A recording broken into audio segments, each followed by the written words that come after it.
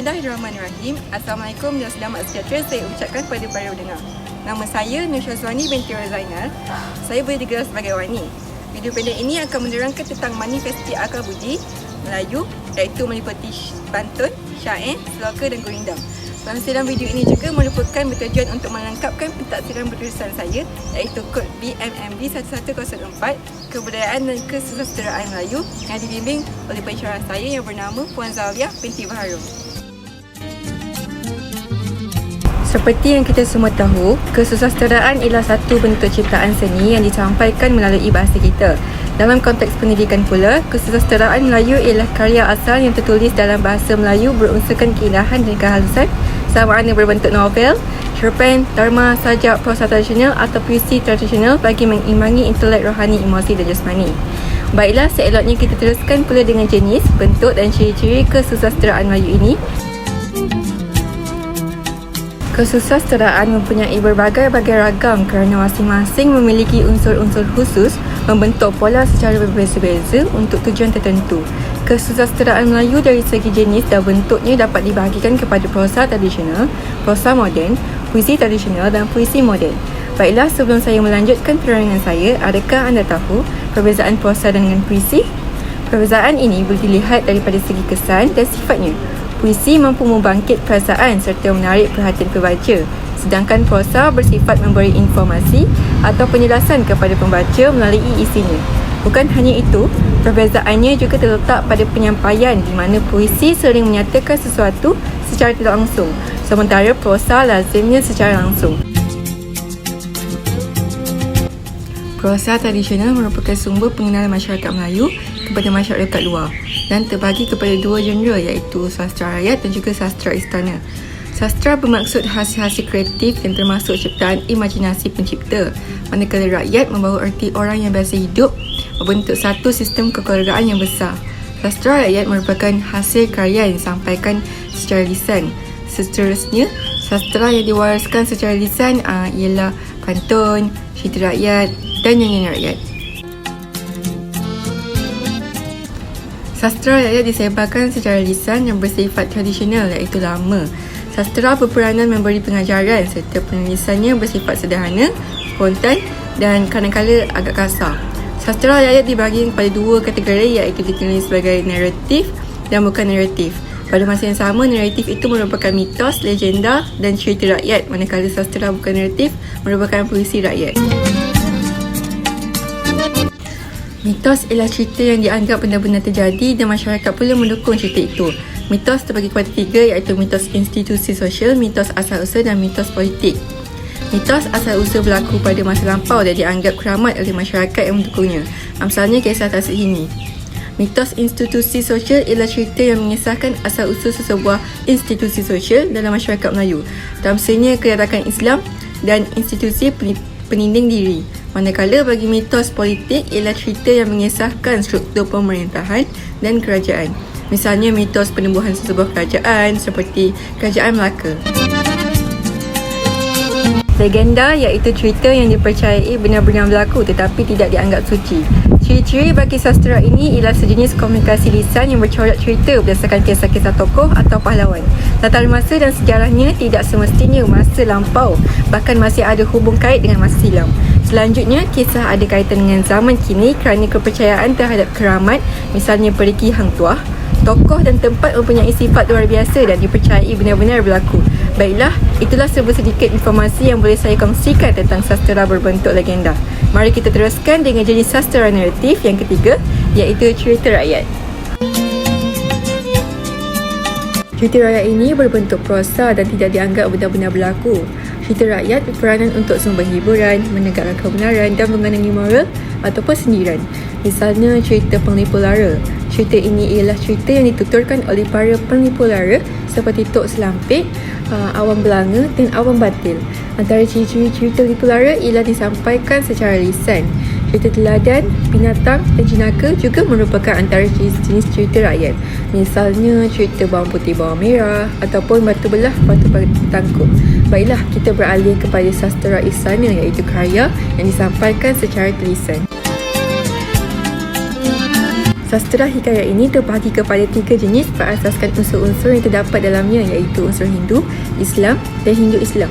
Sebagai tamsilnya, hikayat Gol Bakawali dan hikayat Raja Pasai. Yang pertama, sastera undang-undang dijadikan sebagai bahan kajian sistem pemerintahan, pentadbiran dan susun lapis masyarakat terdahulu. Genre ini terbahagi kepada 2, iaitu adat Temanggung dan juga adat Pepatih. Contohnya, sastera undang-undang ialah Hukum Kanun Melaka dan Undang-Undang Laut Melaka. Terdapat sastera lain juga seperti sastera epik yang disebut sebagai sastera pahlawan, sastera kanji yang isinya merupakan kisah percintaan dan peperangan, sastera agama yang banyak menggambarkan kisah-kisah Nabi Muhammad SAW. Baiklah, saya akan menerangkan prosa yang seterusnya, iaitu prosa moden. Abdullah Munshi merupakan pengkarya sastera Melayu moden yang popular. Hasil karya beliau adalah Hikayat Abdullah dan Kisah Pelayaran Abdullah. Marilah kita berkongsi jenis prosa moden yang pertama, iaitu cerpen. Cerpen merupakan gabungan 2 perkataan, iaitu cerita dan pendek. Cerita selalunya meliputi isi mengenai sesuatu kejadian ataupun peristiwa yang menjadi fokus utamanya.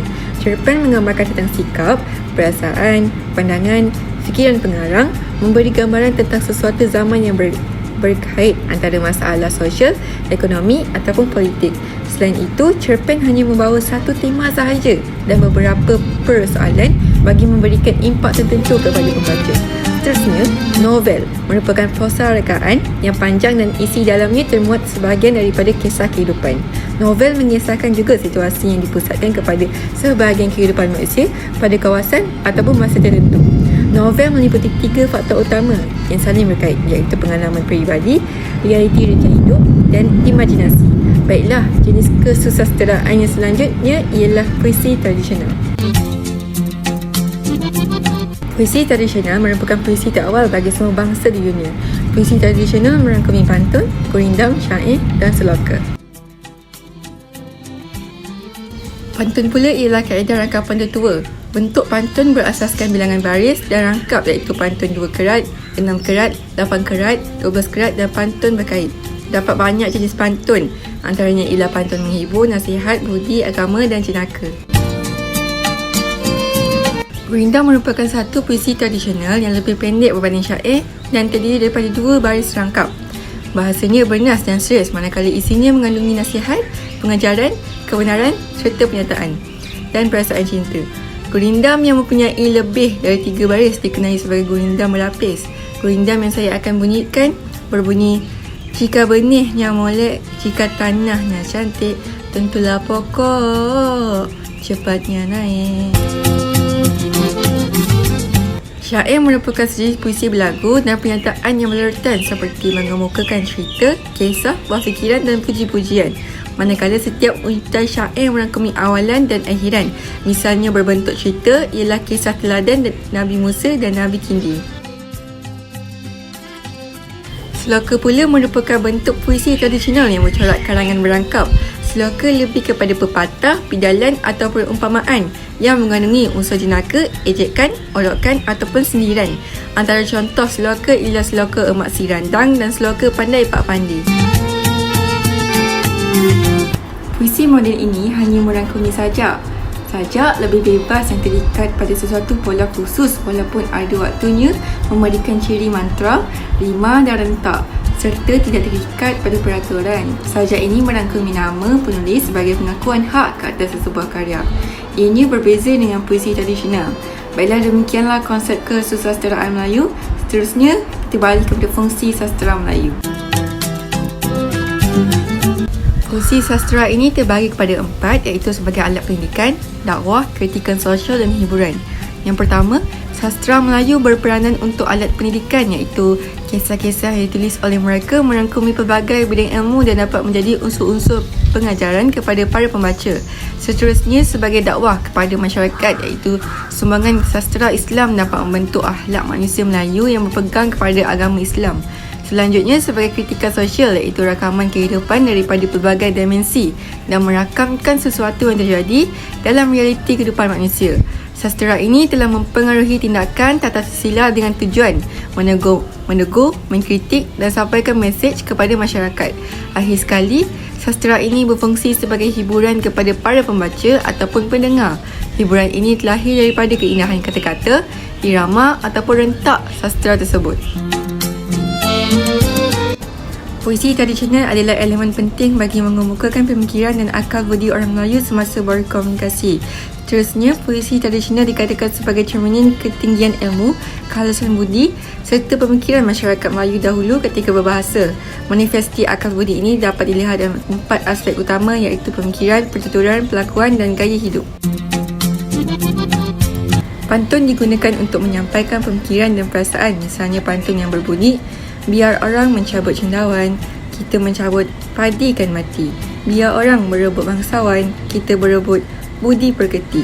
Dalam aspek akal budi, pantun tersebut mengingatkan kita untuk sentiasa merendah diri dalam setiap keadaan. Hal ini bertepatan dengan ajaran agama Islam yang melarang kita daripada sifat riak, sombong dan takbur. Sikap manusia yang suka meninggi diri boleh menimbulkan rasa kurang senang dalam kalangan masyarakat kerana golongan ini sentiasa bersikap sombong. Seloka lebih merupakan pepatah, bidaian ataupun perumpamaan yang mengandungi elemen jenaka, gurau senda, olokan, ejekan dan sindiran. Antara contoh seloka yang mempunyai akal budi ialah seloka Emak Sirandang, Dewan Bahasa dan Pustaka, iaitu berbunyi, baik budi Emak Sirandang, dagang lalu ditanakkan, tiada kayu rumah diruntuhkan, anak pulang kelaparan. yang bermaksud sesetengah masyarakat terlalu melebihkan orang lain dalam setiap urusan. Contohnya Emak Sirandang yang mengabaikan anaknya malah membiarkannya dalam keadaan kelaparan. Sebagaimana dalam frasa anak pulang kelaparan, namun beliau memberi perhatian dan layanan yang baik kepada orang yang langsung tidak mempunyai pertalian darah dengannya. Oleh itu, kita seharusnya mendahulukan ahli keluarga kita sebelum orang lain dalam setiap perkara. Baiklah, sambungannya pula. Anak di pangku diletakkan, kera di hutan disusui, dagang pergi awak terhutang, beras habis padi tak jadi. Yang dimaksudkan dengan golongan yang terlalu murah hati tidak bertempat. Tamsilnya, Emak Sirandang bersikap terlalu baik hati walaupun dengan orang yang tidak dikenalinya. Kebaikan tersebut akhirnya lebih merugikan diri dan keluarganya. Maka kita sebaiknya bersikap lebih berwaspada dalam setiap tindakan kita terhadap orang lain. Contoh akal budi masyarakat Melayu dalam gurindam, pasal pertama ialah barang siapa tiada memegang agama, sekali-kali tiada boleh dibilang nama. Barang siapa mengenal yang empat, maka itulah orang yang makrifat. Barang siapa mengenal Allah, suruh dan tegahnya, tiada ia menyalah. Barang siapa mengenal diri, maka telah mengenal akan Tuhan yang bahari. Barang siapa mengenal dunia, tahulah ia barang yang terpedaya. Barang siapa mengenal akhirat, tahulah ia dunia mudarat. Gurindam ini memaksudkan kehidupan seseorang individu yang tidak mengenal Tuhan akan musnah tanpa tujuan dan matlamat yang jelas. Hal ini akan menyebabkan seseorang individu itu sentiasa berada dalam kerisauan dan kegelisahan. Jika seseorang itu mengenal agamanya, maka kehidupan mereka akan lebih teratur dan kokoh walaupun menghadapi pelbagai rintangan. Konsep falsafah turut dikandung dalam puisi tersebut. Falsafah merujuk kepada sifat cinta terhadap ilmu dan kebenaran. Konsep falsafah yang terdapat dalam gurindam ini berkait rapat dengan pelbagai persoalan mengenai kehidupan manusia, lebih-lebih lagi dari aspek akidah, tasawuf, syariat, logika Islam dan kepentingan menjaga akhlak. Berdasarkan capakan minda yang telah pun saya jelaskan sepanjang video ini, sejatinya lagi suluh, kesejahteraan Melayu ini memangnya memainkan peranan yang penting untuk menyampaikan sesuatu mesej secara surat maupun tersirat dan mampu membentuk cendekiawan Melayu yang berestetika. Elemen ini dapat disampaikan dalam pelbagai bentuk ilmu berdasarkan kesejahteraan Melayu kita. Nyatalah bahawa kesejahteraan Melayu ini sememangnya menjadi alat komunikasi massa pada zaman pra-kemerdekaan maupun pada zaman pasca kemerdekaan. Baiklah, sekian dari saya. Wabillahi taufiq wal hidayah. Wassalamualaikum warahmatullahi wabarakatuh dan terima kasih.